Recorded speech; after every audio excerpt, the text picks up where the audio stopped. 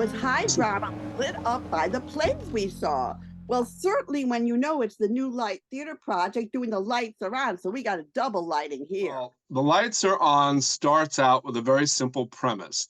A nervous neighbor comes over to her friend's home because she sees the light on in her house and she thinks somebody might have broken in. And it starts out very simply and logically, and that's about as far as it goes because then the brakes are cut, the car starts to zoom, and fasten your seatbelts. It's going to be a bumpy ride. And it is. Liz is seemingly an ordinary homemaker played by Danielle Furland.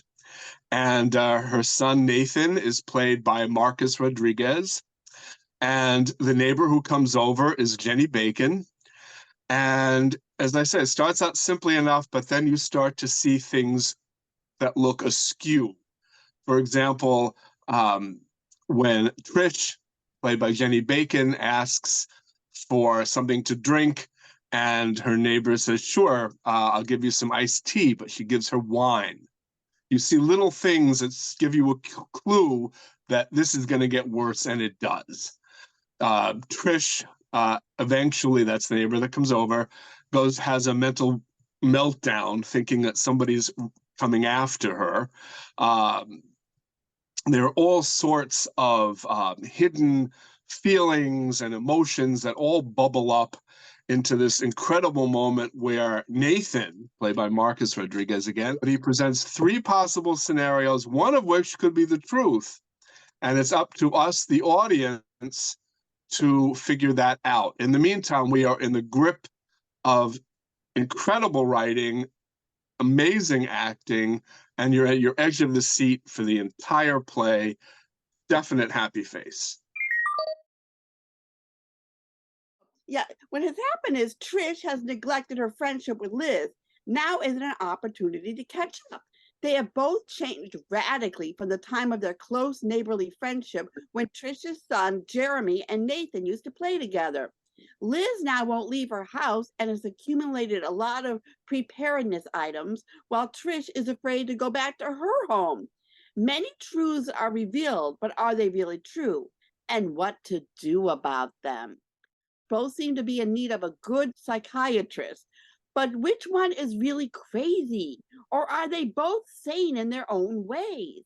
Why has everyone in Trisha's family left her while Liz's son continues to stay and look after Liz? The contrast between the two of them is so well written by Owen Pantieri, and Sarah Norris keeps the pace to a slow build to heighten the tension and odd behavior of all the characters. It reminded me of Albie's A Delicate Balance, with the good friends coming to stay and not going home over some nameless existential dread. Is it possible to escape one's fate, and can anyone really make a difference in the course of life? Now, and the acting was just so superb. They were just so grounded in the reality of their situations that made it even more like, but you don't know what's going on. You don't know where it's going. This was, I'm not a horror aficionado like Lisa Ramacci is, but this was just so damn good. I'm telling you, I say this over and I keep on saying this. New Light Theater Project, my favorite theater at the moment. They never let me down. So nice to have a theater that never lets you down. So this gets like a major happy face. The Mint Theater is presenting Partnership, written by Elizabeth Baker and directed by Jackson Grace Gay. In this play from 1917, Kate Rawling is the proprietor of a small but very successful dressmaking business. Another, but a much richer businessman who also is in dressmaking, George Pillett, offers her a partnership that's both financial and also with marriage, but a marriage that has absolutely no romance. This is fine for Kate. She automatically imagines a much bigger showroom and lots of store windows because George wants to take over the next door shop and incorporate it into her own. But she also meets a friend of George's, a very wealthy young man named um, Fawcett, Lawrence Fawcett. And he invites her to see the landscape around the place in the wonderful month of May that they're experiencing. She's never really thought of life outside her shop, so she's sort of surprised that she gets so animated and into it when she goes along with Lawrence. Will Kate be able to continue her arrangement for the partnership with George, or has she suddenly been brought to life wanting something different with Lawrence? You have to see this wonderful play in a perfect mint production with the most incredibly detailed shop set and a beautiful, more abstract, open to many possibilities outdoor set. I love the men. They always do wonderful work with wonderful performances and production values. This gets a very happy face from me. I very much enjoyed this very fast-paced musical based on the legendary book by F. Scott Fitzgerald, The Great Gatsby, that I think we've all read in high school. It focuses first on the friendship between Nick Carroway and Jay Gatsby, both in neighboring villages in the West End and East Egg sections of Long Island. Jay wants Nick to introduce him to his cousin, Daisy Buchannan, who was Gatsby's long lost love several years ago. Nick is Daisy's cousin. And both roles, Jay Gatsby was played by Jeremy Jordan, who's terrific, but I really think Nick stands out, played by Noah J. Ricketts. His voice is wonderful and his narration is very, very clear. Eventually, Nick does succeed in reconnecting Gatsby with Daisy, and they do resume their eventually ill-fated romance. And as always, the characters are excellently played. There is a side plot of Tom Buchanan, who is Daisy's husband, played by John Zdrojeski. And of course, he is the husband of Daisy. And there's side plot involves Tom and his mistress, Myrtle Wilson, and her husband, the gas station owner, George Wilson. And both of them are played very well. Myrtle's played by Sarah Chase, and George is played by Paul Witty. There are also two other very strong characters. Golf champion Jordan Baker, who is plays her role with a very sarcastic edge by Samantha Pauly, and the Jewish gangster Meyer Wolfgang, involved in bootlegging with Gatsby, or apparently involved in bootlegging, played by African-American actor Stanley W. Mathis. I think all is excellent. The only minor comment that I have is that I did feel that Daisy, played by Eva Noble Sada, who is very talented, has a very nice voice, but I felt that her songs were much slower than the other characters, and perhaps she's a little bit underused. I wouldn't say boring, I would just say a little bit slower. The sets were terrific, using graphics as well as other set pieces, and I don't believe how they got the cars on stage and the costumes. It really felt like we were back in the 1920s, although of course I wasn't alive back then. But choreography was very well done, occasionally used repeatedly to a very good effect. And overall, I thought it was a great show, and the entire show is sold out until November 12th, or I might have even tried to get another ticket to see it twice. I give it a happy face plus. Oh, I disagree with you about Daisy. I thought she was just so excellent, and she looks like, like someone you would like pine for, because she's so beautiful. And see, I felt the opposite. I thought the slow songs were the best. I did not like the fast-paced numbers because they had no 20s flavor to them. I mean, Jason Howland's music is gorgeous. I mean, his ballads, some of them, I mean, For Better or Worse, My Green Light, For Her. I mean, he really captured the romance to me. But when there was like, party scenes and stuff, the music to me did not work. Nathan Tyson's lyrics were great. The book by Kate Kerrigan, she did a lot of tweaking to it. And they had my favorite character, which is Owl Eyes, who discovered that actually the books are real in his library, which shows that Jay Gatsby was not some made up person who just throws parties. There was a real quality to him that none of these party people knew. And I also love that brought out in this one was love. Love or money? What are you going to go for? Which is more important? Which are you going to choose? Which is going to save you? Which is going to destroy you? And we forgot to mention Myrtle's husband, George, because he is very forgettable, just like Roxy Hart's husband in Chicago. He's like, it just was really well done. And I loved it. I mean, there were I had some problems with some things, but I love The Great Gatsby. And for people who love The Great Gatsby, you'll think, they did that? Okay, I'm all right with that. Interesting. So I strongly recommend this to you, and I'm giving it a happy face minus. And this was the opening night of Great Gatsby. So I got to do the red carpet, and I got to talk to so many of the principals and the director. And so you're going to get snippets of all these wonderful encounters I had with everyone. It was just the most marvelous evening ever. There, 3 Paper Mill, Mint, New Life Project. 3 of our favorite companies going strong. Hello, here we are with... Hi, Marc Bruni. You directed this piece. I think a lot of people have read Gatsby in high school or were familiar with it. I was familiar with it from high school. Jason Howland, the composer, got in touch with me about 2.5 years ago during the pandemic when they were starting to write this.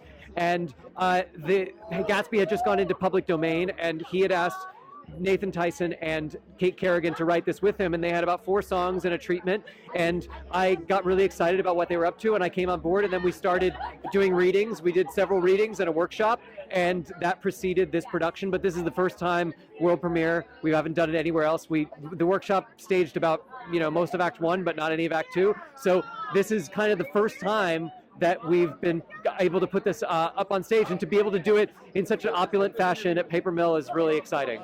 But that's, I think, what Fitzgerald is up to is this kind of harsh critique of the American dream and whether it's possible and whether the reaching is enough. Well, it came across beautifully, and you did a grand job of directing. Congratulations. Hello, here we are with Sarah Chase. Oh, let's see, what were you? Oh, you were Myrtle. Well, I got to bring It's so hard because you're so different off stage. Yes, I never get recognized at the stage door, which is everybody's very familiar with. I think Myrtle's ultimately the most tragic character because she has these lofty dreams and she wants to rise above her station, and it feels like she almost has it, but then it feels like, I think the theme of this is things are preordained, and it's hard to go between one class and the other. It gets me. It's dark. Congratulations, you were really, really good. Hello, here we are with Paul Witty. It's funny, I was thinking of it. You and Jay Gatsby are alike, and both of you go for love. But yeah, there's definitely some parallels. We talked a lot about the few characters in the show that are trying to sort of improve their station in life, and those are the ones who end up being sort of the tragedy of the story. It's a very unforgiving world that they are a part of, and I think that's a sort of, it's such a tragic thing. Like, you'd think maybe Jay and George could have been like friends at some point, but they're definitely, they're much closer than it would appear in the story. Hello, here we are with John Zdrojeski. And you are playing Tom Buchanan in the Great Gatsby musical. Tom is a difficult character, but I love the line about him and Daisy being careless people. What do you feel about that line? I think from Nick's perspective, that's exactly what he is. I think he's a privileged person who's never had to worry about anything. So he's never had to care about anything. That's what he means. And you're like so awful, and yet you have to find the humanity. You have to make him not a caricature, and I think Fitzgerald doesn't even like him in the book. But there's a secret that I have about Tom that I won't tell you, but it exists for me, and it helps me think of him less as a human, less as a caricature and more of a human being. And I also think marriages are hard to get out of, man. They're hard, particularly when her marriage to Tom offers her so much. Saying nothing of the man himself. But. And also, you have a kid. We do have a child together. Thank you for reminding me. Gosh, where is she? I need to go run and get her. You're typical. Yeah, typical. Thank you very much. Hello, here we are with Samantha Pauly. Oh my God, that's the most gorgeous dress. I have just got to show this off. Thank you so much. Where did you find it? I know it. On ASOS. Really? Yes. Yes. So you play Jordan, right? Yes. So that's an interesting character because she knows her own mind. She's like very independent, and that's very unusual. That I mean, you take the lead. Yeah, she's a character that I really identify with. She's doing whatever she wants, whenever she wants, with whoever she wants, and she's having a lot of fun. She's an independent woman. It's amazing that F. Scott wrote such a character for back in the 20s. I know, yeah, it's really exciting, and it was also really great that all of our writers and Kate Kerrigan especially kind of gave her more life than what she originally had in the book. So we get to see a lot more of her in this production. And you get some great songs. Thank you. I love the songs. Jason Howland is a wizard. I don't understand how he writes the things that he writes, but it's really outstanding. And I'm very, very grateful that he wrote really amazing music for me. Hello, here we are with Noah J. Ricketts. And you get to play Nick Carroway. I do, night after night. You're like the only one that comes out kind of unscathed because you escape all those awful people. Yeah, it's pretty special. You know, I don't want to spoil anything, but at the end, he gathers his bags and gets the heck out of there. It's quite a journey for Nick. But the thing is, I love the line when you just look and say, you're worth a whole damn bunch of them, that you understand what a great, because he's pursuing love and everyone else is pursuing money. Yeah. I mean, there's something so beautiful about Gatsby's journey and how he's still fighting against all odds to find the love of his life. It's quite special. Very grateful to continue to be working here at Paper Mill and then bringing new works and getting to, play in this beautiful playground that they have here. And Gatsby, I love Gatsby. He is the greatest romantic character ever. They're all chasing money and you're chasing love. And is it the most romantic part you've ever had? I don't know. He's got a little bit of a mania to his romance, but yeah, I mean it's pretty remarkable to watch someone do literally anything for love. So yeah. All right. Hello, here we are with Colin Cunliffe. And you played my favorite character, Pauly. Yes, I had the good old glasses there and the black curly hair. I didn't recognize you at all. Yeah, they did a fantastic job. They did a fantastic job playing it up. It's the reminder that like the party still keeps going. These people still kind of are superficial in certain ways and just kind of want what they want, regardless of what happens. His whole song about the books, they're real, all that stuff, you're like, oh wow, I thought he was just pulling one over on all of us, but actually, in reality, there is something about him that's different than all the rest. I know, you gave him stature.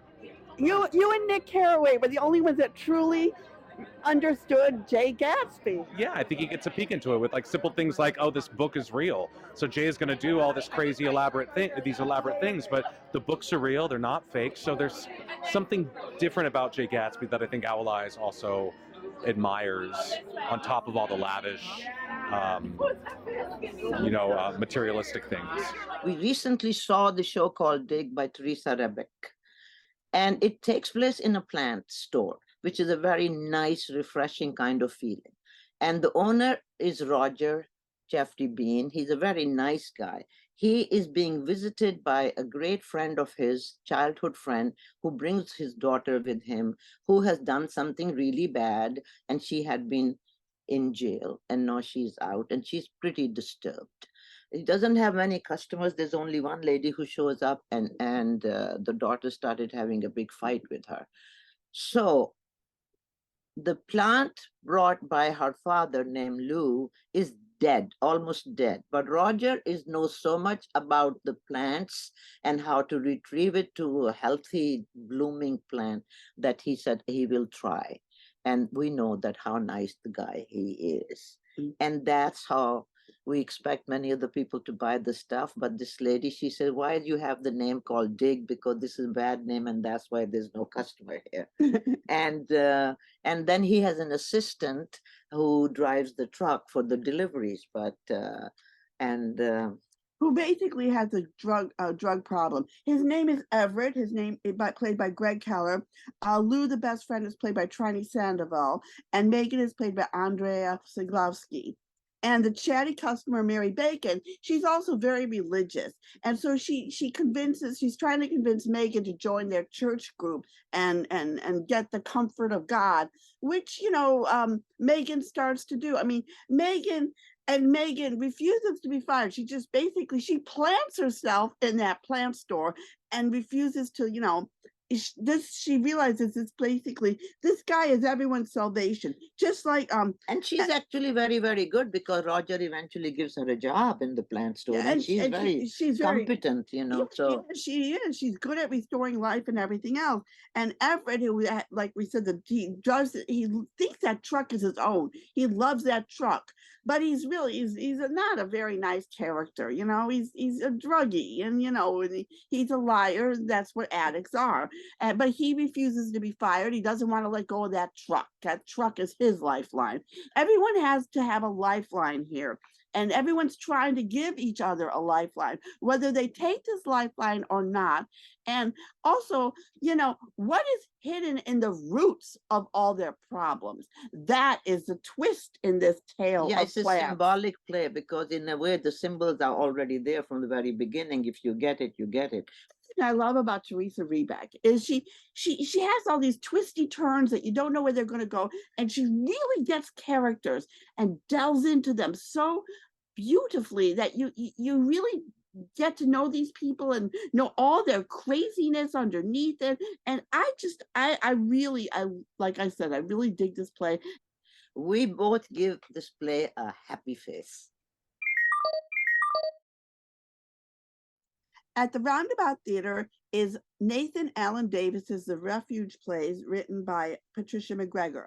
Mind you, this is a 3.5-hour play, but it's 3 acts long. It's an epic story of this generational family told backwards. So it starts out with they're in a cabin in the wood, and you've got Early as the matriarch, and her son is Walking Man, who is this ghost that goes around and tells everyone that his wife Gail is about to die. Gail has a daughter named Joy, and Joy has a son named Ha Ha. And Early is still pretty active. She can chop woods and do all sorts of things, and she wants her tea not to be sharp. In the second act, we meet Early, who is now escaped to the sanctuary in the wood. It's become a sanctuary because her parents kicked her out because she was going out with a person they didn't like. And Crazy Eddie shows up, who came back from the war with 8 bullets in his leg, so he, can't walk, and he likes himself to be called Crazy Eddie. And he went looking for her because they're neighbors. So they end up, she says, I want you to build me a house here. So that's how they end up in this weird sanctuary. And in the last act, we meet her son, Walking Man, and we see how he meets Gail, his wife. So we see how, and in the first act, we see how Ha Ha meets his, perspective mate. So it's all about finding your soulmate and living in the sanctuary. And it doesn't sound like much, but it is. And the acting, because they have to go from really old to really young. And I got to tell you, Nicole Ari Parker as Early was just an astounding actress, just blew me away. You see, this play is very like, it's also like we're talking about the earlier play, symbols. There are a lot of symbols and how these incidents and accidents and those things happen and how people come together, especially early and Crazy Ed. The grandparents come back to. Oh, I forgot about the grandparents. Yeah. Yeah, and they're all ghosts, actually. Yeah, and then they want to make it right. They feel bad with the way they treated early. Yeah, exactly. And so they want to do something. It's sort of like Carousel when he wants to give the daughter a star. They want to give them a lighter. A lighter is very important in this play. Lighter also represent the light.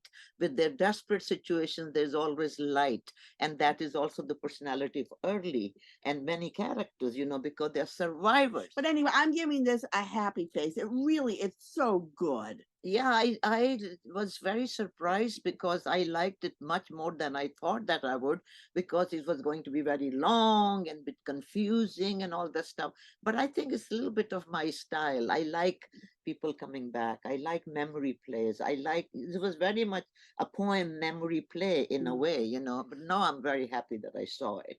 And we give happy face to this play. Yes. Michael Keegan Dolan's How to Be a Dancer in 72,000 Easy Lessons is an unusual autobiographical play, cleverly staged as he combines various musical genres, bits of choreography with poetic and historical moments to paint a portrait of his life in Ireland with the help of exquisite dancer Rachel Poiret, who had a red type shoe dance. Michael Keegan Dolan is an exceptional storyteller and had many surprises and revealing moments in his narrative. St. Anne's Warehouse finds the most innovative and singular shows that no one else has. At Ensemble Studio Theater, Redwood by Brittany K. Allen, directed by Michaela Mahoney, till November 12th. When Steve Durbin goes down the rabbit hole of charting his family's genealogy, he makes an unwelcome discovery that throws the entire Durbin clan into turmoil, chiefly his niece Megan, who's forced to reconsider her relationship with Drew, a white physicist. With acid, wit, love, and dance, Redwood ponders the project of interracial family making in a haunted country. And that's going on to November 12th. Out of the Box Theater Moms, The Constant One, November 5th. Baggage at the Door at AMT, November 16th. Michael Murray's Mysterious Case of Kitsy Rainey, the third part of a trilogy, Irish Art Center, November 18th. Gingo Theatrical Groups, Arms and the Man by Shaw at Theater Road till November 18th. Jeff Sobel's back at Band with Food until November 18th. At Playwrights Horizon, Stereophonic to November 19th. Marry Me, New York Theater Workshop, November 19th.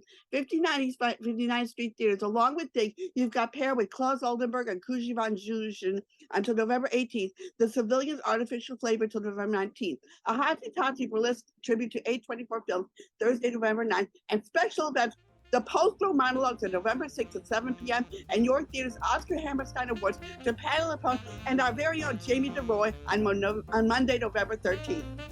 Lots to go. I didn't even get to it all. Tip of the iceberg. Going to the Titanic musical movie right now. And that shows November 18th.